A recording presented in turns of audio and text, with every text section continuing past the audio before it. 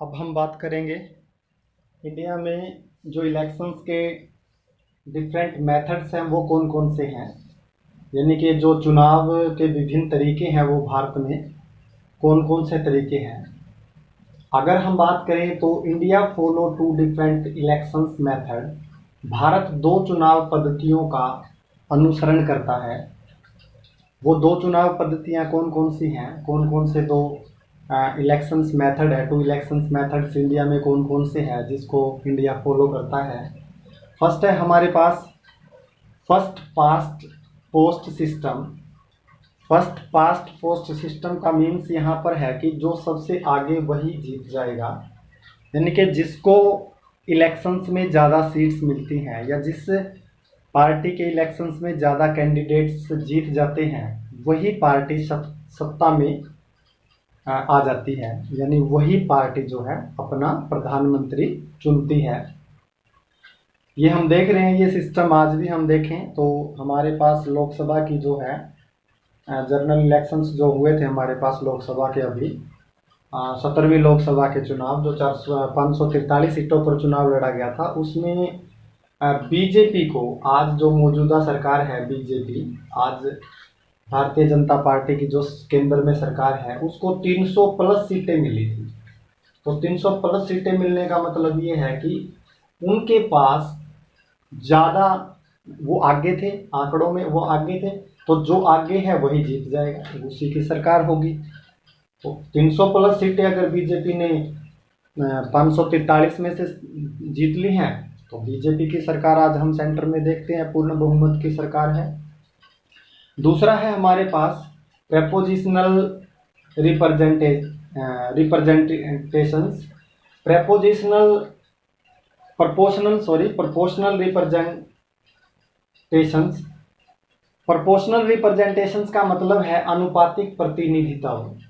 अनुपातिक प्रतिनिधित्व का जो मेथड है वो राष्ट्रपति के चुनाव के लिए लगाया जाता है। जो राष्ट्रपति का हमारे देश में चुनाव होता है, जो हमारे देश का राष्ट्रपति होगा, यानी कि जो प्रेसिडेंट बनेगा इंडिया का, तो जो प्रेसिडेंट के इलेक्शंस होते हैं, प्रेसिडेंट के इलेक्शंस में हम अनुपातिक प्रतिनिधित्व जो प्रणाली है उसका प्रयोग करते हैं, उस पद्धति को अपनाते हैं।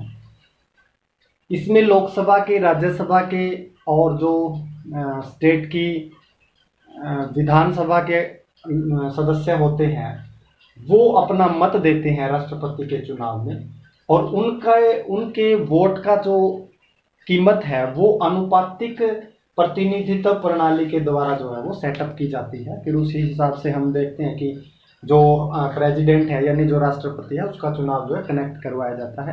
यानी हम ये कह सकते हैं कि राष्ट्रपति के चुनाव में स्पष्ट रूप से जनता पार्टिसिपेट नहीं करती, बल्कि जनता द्वारा चुने गए रिप्रेजेंटेटिव, यानी जनता द्वारा चुने गए प्रतिनिधि उसमें पार्टिसिपेट करते हैं। जनता वोट नहीं डालती, जनता द्वारा चुने गए प्रतिनिधि वोट डालते हैं। तो दूसरा जो इंडिया के अंदर इलेक्शंस मेथड जो यूज किया जाता है, जो अप्लाई किया जाता है, फॉलो किया जाता है, वो है हमारे पास अनुपातिक प्रतिनिधित्व, यानी कि प्रोपोर्शनल रिप्रेजेंटेटिव।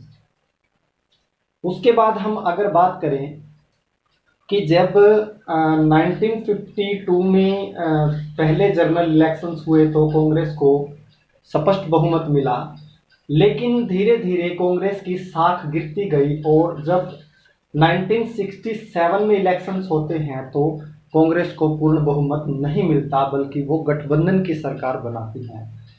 अगर हम बात करें तो कांग्रेस के पतन की जो शुरुआत है वो 1957 से शुरू हो जाती है। 1957 में पहली बार केरला के अंदर, यानी कि केरल राज्य के अंदर कम्युनिस्ट पार्टी जो है वो जीत जाती है। यहाँ मैं आपको एक बात क्लियर कर देता हूँ कि केरला के अंदर 1957 में कम्युनिस्ट पार्टी को स्पष्ट बहुमत नहीं मिलता है, बल्कि वह अन्य अक्षत्रिय दलों के साथ मिलकर गठबंधन की सरकार बनाते हैं, लेकिन वहां से जो कांग्रेस है वो सत्ता से बाहर हो जाती है।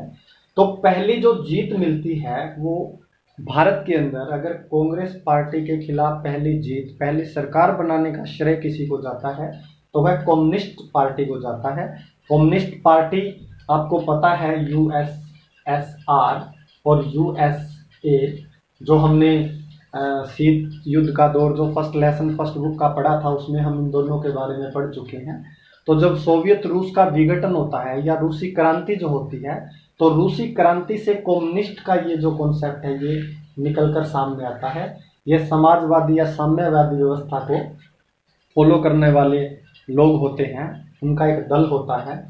तो अगर हम देखें तो 1957 में पहली बार केरला के अंदर कम्युनिस्ट पार्टी की सरकार बनी और ईएमएस नबूद्रीपाद ने पहली मिनिस्ट्री का गठन किया था। अगर हम बात करें तो ऑल ओवर द वर्ल्ड में अगर पहली बार मिनिस्ट्री का अगर गठन किया गया है कम्युनिस्ट पार्टी के द्वारा, तो वो पहली बार केरला के अंदर किया गया था। और डेमोक्रेटिक इलेक्शंस के माध्यम से सत्ता में आने वाली पहली बार जो सत्ता में आने वाली डेमोक्रेटिक सिस्टम यानी कि लोकतांत्रिक चुनावी व्यवस्था के द्वारा पहली बार सत्ता में आने का जो श्रेय है वो भी कम्युनिस्ट पार्टी को केरला के अंदर जाता है। लेकिन अगर हम बात करें, केरला में कम्युनिस्ट पार्टी की सरकार थी, लेकिन सेंटर की जो सरकार है उसने 1959 के अंदर सीपीआई के विरुद्ध जो है वो लिबरेशन स्ट्रगल शुरू कर दिया था।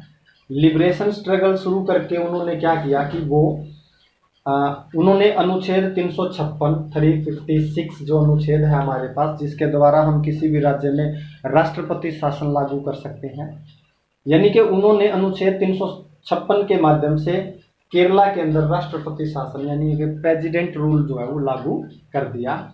यानी उन्होंने केरला के अंदर सीपीआई की सरकार को खत्म करने के लिए अनुच्छेद 356 का यानी कि आपातकाल का जो ये प्रावधान होता है इनका दुरुपयोग किया। और कहीं ना कहीं कांग्रेस पार्टी ये चाहती थी कि जो सीपीआई है वो सत्ता से बाहर हो जाए और कांग्रेस का जो वर्चस्व है वो बना रहे। इसी दौर में अगर हम मोटा मोटी बात करें तो धीरे धीरे 1967 के बाद यानी कि 1967 के बाद अलग अलग दलों का गठन हुआ, अलग अलग दलों का जो है वो निर्माण होता है हमारे पास। उन दलों की हम यहाँ पर थोड़ी थोड़ी चर्चा कर लेते हैं ताकि आपको ध्यान रहे।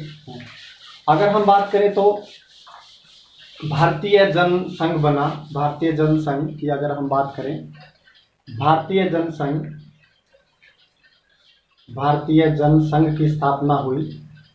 भारतीय जनसंघ की स्थापना जो आज के दौर में भारतीय जनता पार्टी के नाम से जानी जाती है, भारतीय जनता पार्टी, जिसको ये पहले इसका नाम भारतीय जनसंघ था लेकिन आज इसका नाम भारतीय जनता पार्टी है। जो मौजूदा केंद्र की सरकार है वो भारतीय जनता पार्टी की सरकार है। तो भारतीय जनसंघ की स्थापना हुई, समाजवादी पार्टी बनी, समाजवादी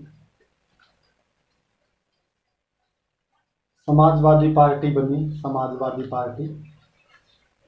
और अगर हम बात करें तो समाजवादी पार्टी के विघटन के बाद फिर काफ़ी सारी पार्टियां बनी, अलग अलग छोटी छोटी रीजनल पार्टियों का निर्माण हुआ। उसमें अगर हम बात करें तो समाजवादी पार्टी जो उत्तर प्रदेश में है, बहुजन समाज पार्टी, या फिर इंडियन नेशनल लोकदल की बात करें हम, आम आदमी पार्टी आज के टाइम में है। तो हम ये कह सकते हैं कि 1967 के बाद अलग अलग पार्टियों का, चाहे वो रीजनल पार्टीज हैं, चाहे वो क्षेत्रीय दल हैं, या फिर वो नेशनल पार्टीज हैं, चाहे वो राष्ट्रीय दल हैं, उनका उदय होना शुरू हो गया। और कहीं ना कहीं जो कांग्रेस है उसको चुनौतियां मिलने लगी और चुनौतियां मिलने के कारण धीरे धीरे कांग्रेस का वर्चस्व खत्म होना शुरू हो गया। और जिस कांग्रेस पार्टी को 1952 में से लेकर 1967 तक पूर्ण बहुमत की सरकार का जिन्होंने वहन किया, धीरे धीरे वो गठबंधन की सरकार में बदल गई थी। तो वो नीतियां अलग अलग रही, उस पर हम चर्चा नहीं करेंगे। तो ये था हमारे पास सेकंड बुक का सेकंड लेसन जो आज हमारे पास कंप्लीट हो चुका है। उम्मीद है कि आप सभी इस लेसन को अच्छे से कंप्लीट करेंगे। मिलते हैं नेक्स्ट एक और वीडियो के साथ। चैनल को सब्सक्राइब, वीडियो को लाइक और शेयर करना ना भूलिए। Thank you. हेलो गाइस, हमारा सेकंड लेसन चल रहा है सेकंड बुक का। तो उसी में आज हम जो टॉपिक है हमारे पास उस पर आज हम चर्चा करेंगे। फीचर्स ऑफ द 1952 इलेक्शंस, 1952 के चुनाव की विशेषताएं क्या रही थी उस पर बात करेंगे हम। सबसे पहले जो इनकी विशेषताएं रही थी हमारे पास, जो फीचर्स हैं हमारे पास, वो है, फर्स्ट तो है कि कॉम्पिटेटिव था। ये कॉम्पिटेटिव मीन्स प्रतियोगी था। प्रतियोगी के बारे में हम ये कह सकते हैं कि जो ये चुनाव हुआ था इसमें अलग अलग पार्टी के कैंडिडेट्स जो है वो मैदान में उतारे गए थे और उनके बीच में एक अच्छी प्रतियोगिता हमें देखने को मिली थी। तो अलग अलग पार्टीज के कैंडिडेट्स ने जो है इस इलेक्शन में पार्टिसिपेट किया था और उनके बीच में काफ़ी कठिन प्रतियोगिता दिखाई दी थी। सेकंड है हमारे पास गुड पार्टिसिपेशंस, अच्छी भागीदारी। जितने भी मतदाता थे या देश के जितने भी लोग थे जिनका मतदाता सूची में नाम था, उन्होंने इस जनरल इलेक्शंस में एक अच्छी भागीदारी अपनी निभाई थी और गुड पार्टिसिपेशंस रहा था पीपल ऑफ इंडिया, भारत के लोगों का इसमें एक अच्छी भागीदारी रही थी।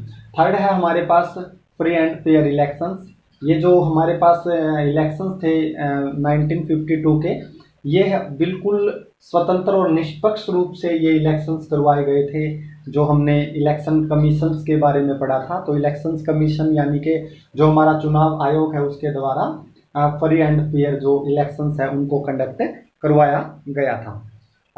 उसके बाद है हमारे पास, अगर हम बात करें 1952 में जो इलेक्शंस हुए थे, जो आम चुनाव हुए थे 1952 में, उसमें जो टोटल सीट्स थी हमारे पास 489 थी। 489 मीन्स हम ये कह सकते हैं कि पहले आम चुनाव में 489 सीटों पर चुनाव लड़ा गया था। आज की अगर हम बात करें तो आज हमारे पास लोकसभा की 543 सीट्स हैं टोटल, जिसके ऊपर चुनाव होता है। 543 सीटों पर आज जो है चुनाव लड़ा जाता है। लेकिन जब भारत आज़ाद हुआ था तो उस टाइम 489 सीट्स पर जो इलेक्शंस है वो कंडक्ट करवाए गए थे। और किस पार्टी को कितनी सीट्स मिली थी उसके बारे में अगर हम बात करें तो कांग्रेस को 364 सीट्स पर विजय प्राप्त हुई थी और सीपीआई को 16 सीटें मिली थी और अदर्स को 125 सीट्स पर विजय मिली थी। यानी यहाँ अगर हम देखें तो फर्स्ट जो जनरल इलेक्शंस हुए थे, पहले जो आम चुनाव हुए थे 1952 में, वहाँ पर स्पष्ट रूप से जो वो बहुमत मिला था वह कांग्रेस को मिला था। यानी कि स्पष्ट रूप से कांग्रेस की पूर्ण बहुमत की सरकार 1952 के आम चुनाव में बनी थी और यही सिलसिला नेक्स्ट 3 प्लान तक चलता रहा। यानी कि 1967 को कांग्रेस की जो विजय की यात्रा है वो रुक गई थी और 1967 में जो इलेक्शंस होते हैं उसमें कांग्रेस को गठबंधन की सरकार बनानी पड़ी थी। उसके बारे में हम इस लेसन में आगे चर्चा करेंगे। तो यहाँ हम स्पष्ट रूप से ये देख सकते हैं कि 489 सीटों में से 364 सीटें जीतकर जो कांग्रेस है वो एक बड़ी पार्टी के रूप में उभर कर सामने आई थी। और रीजन क्या रहे थे इसके पीछे, कांग्रेस के विक्ट्री के पीछे, कांग्रेस की जीत के पीछे जो कारण थे वो क्या रहे थे हमारे पास, आज हम उनकी भी बात कर लेते हैं। तो टोटल 3 कारण थे जिसके कारण कांग्रेस को इतना बहुमत मिला था। पहला तो था role of Congress in the national movements.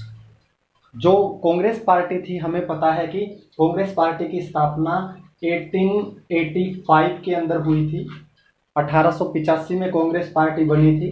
तो हम ये कह सकते हैं कि यह भारत की एक बहुत ही प्राचीन या बहुत पुरानी राजनीतिक दल था ये।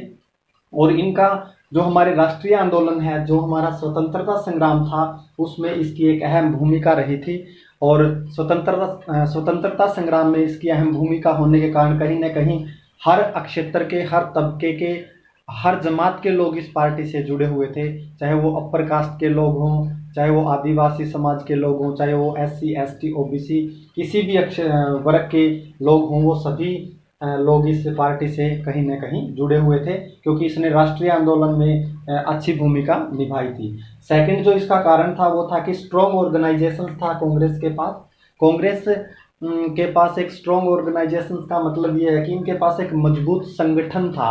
मजबूत संगठन होने का मतलब ये है कि कांग्रेस सिर्फ कुछ क्षेत्र तक सीमित पार्टी नहीं थी, बल्कि यह गांव देहात तक फैली हुई भी पार्टी थी। यानी कि कहीं न कहीं इसका इनके जो संगठन के कार्यकर्ता थे वो दूर देहात गांव तक भी फैले हुए थे, तो इसलिए संगठन काफ़ी मजबूत था और उसी मजबूती का लाभ जो है कांग्रेस को पहले आम चुनाव में प्राप्त हुआ और उनको इतनी भारी मात्रा में जीत प्राप्त हुई। थर्ड है हमारे पास जो तीसरा कारण है वो है चार्मस्टिक लीडरशिप ऑफ द नेहरू। जो नेहरू था, नेहरू की एक अलौकिक नेतृत्व, अगर हम बात करें तो नेहरू का एक अलौकिक नेतृत्व था और कहीं ना कहीं नेहरू जनसाधारण के नेता थे और नेहरू के अलौकिक नेतृत्व के कारण भी कहीं ना कहीं हम ये कह सकते हैं कि कांग्रेस को इतनी अच्छी विजय प्राप्त हुई थी। तो हमने बात की कि कांग्रेस आम चुनाव के क्या क्या विशेषताएं थी, आम चुनाव में कांग्रेस को कितनी सीट्स मिली और कांग्रेस की जीत के क्या कारण रहे थे।